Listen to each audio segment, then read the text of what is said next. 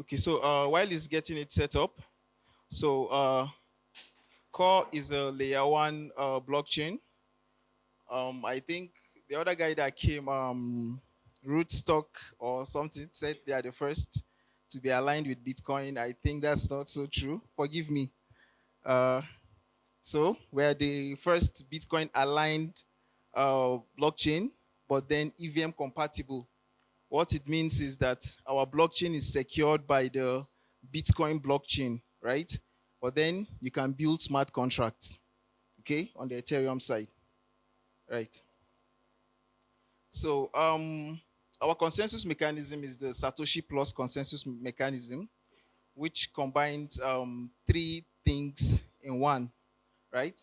Decentralized proof of work, sorry, delegated proof of work, delegated proof of stake, and the non-custodial BTC staking. Okay, so these are the three components of our consensus mechanism.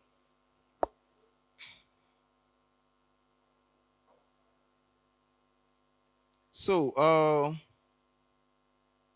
what does this mean for developers? For because I know that a lot of people here are here for the technical session. This is a developers class, right? So, what this means for developers is that so this is an opportunity for you to build decentralized applications, dApps that are secured by the Bitcoin blockchain.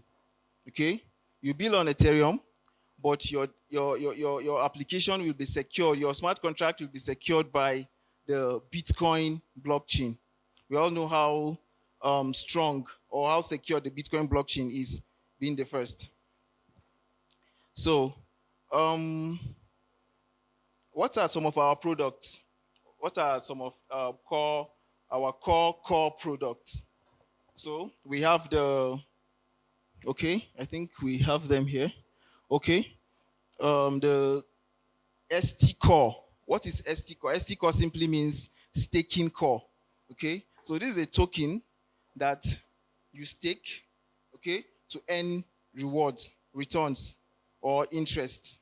Okay. We have the core BTC. The core BTC is BTC that is wrapped BTC. Okay, we've seen these tokens that are wrapped, right, on different chains. For instance, this is Bitcoin, but then it's on the core blockchain this time around. So it's wrapped on the core blockchain. Okay. Then the last one is the non-custodial staking BTC. So what is this and what does it do? What does it allow you to do? It allows you to stake Bitcoin. So one thing with Core is that it gives you this opportunity or privilege to be able to use Bitcoin in a DeFi manner, okay, decentralized finance, okay. So Core now on Core you can stake Bitcoin, non-custodial. Remember, what that means is that your Bitcoin stays with you in your wallet, right, in your Web3 wallet, but then you can stake it and then earn rewards. How this works is that it's going to be locked for the amount of time, the period for the time stake for the staking period. Okay, it will be locked for that time. You can't take it out, but it's right there in your wallet. You can't take it out, but it's right there in your wallet. So why is it like that? You know, a lot of times we've heard of when centralized exchanges went down, right? Like FTX and the rest. Let me not talk down on other people. But so these are applications that went down with people's funds and all that. So why are we? This is the reason why we're making our own non-custodial. So nobody takes your Bitcoin away from you. It stays right in your wallet, but it's locked. You can't access it for the time period that is locked because you're earning interest on it. Okay. So uh,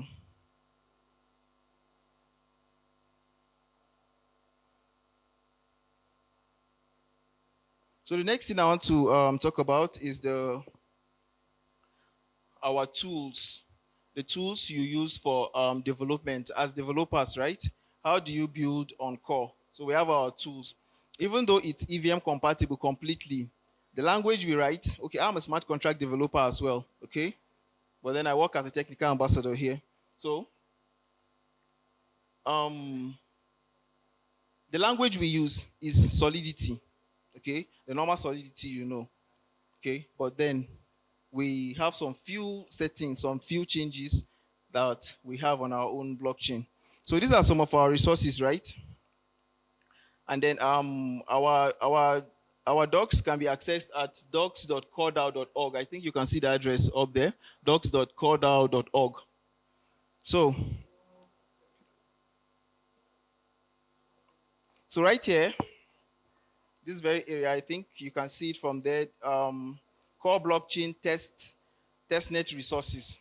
So what are these? These are tools that allow you to build on the test chain, on the core test chain. Okay. Okay.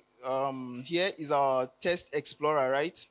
You open it. You can, when you deploy your contracts, this is where you can come to verify them, to check them, and all that. These are our RPC endpoints. I will not say so much on this because my colleague Aji will come and speak on them.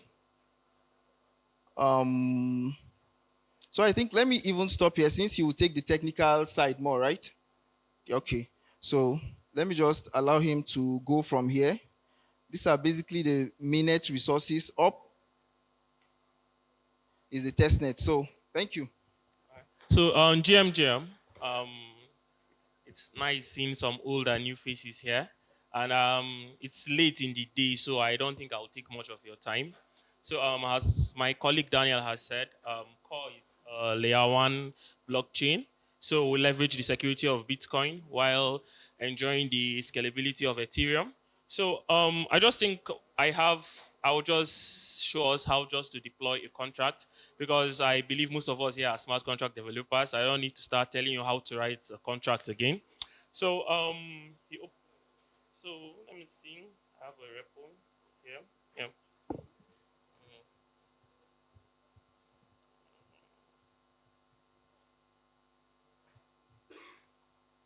So I have a repo. I think we'll just go through the hard hat config. Repository.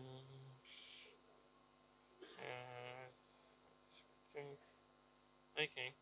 So just paint just okay.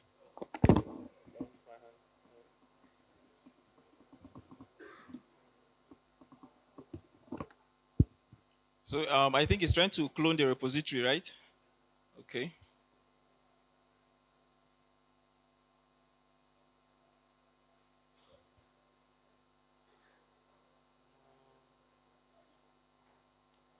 Okay. So this is just a simple contract. Like it's a simple staking contract, but I'll be more interested in the hard hat configuration.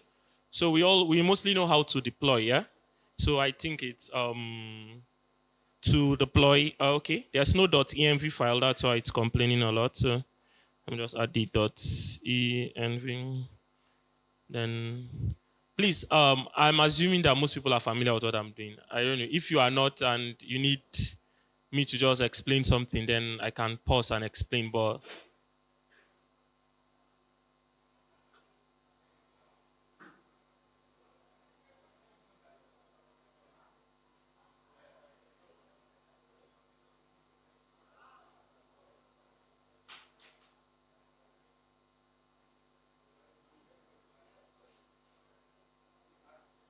okay, so we need an env file, and I think okay, okay, let me install my dependencies. So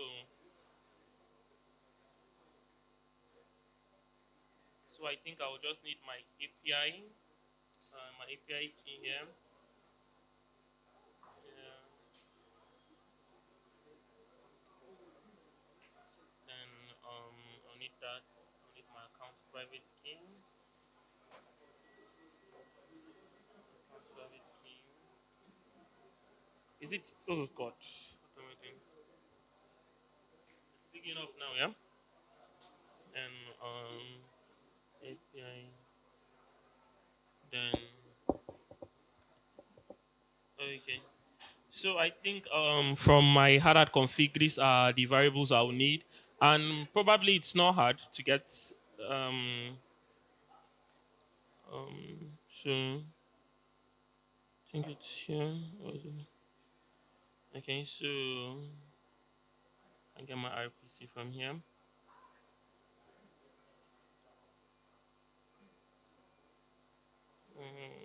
Yeah.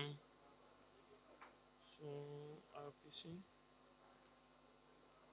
So these are RPC. Daniel, can I open? Okay, because I'll need to get private key. So or should we open another account for the test? Okay, so let's get your private key. You don't cast, right? Okay. So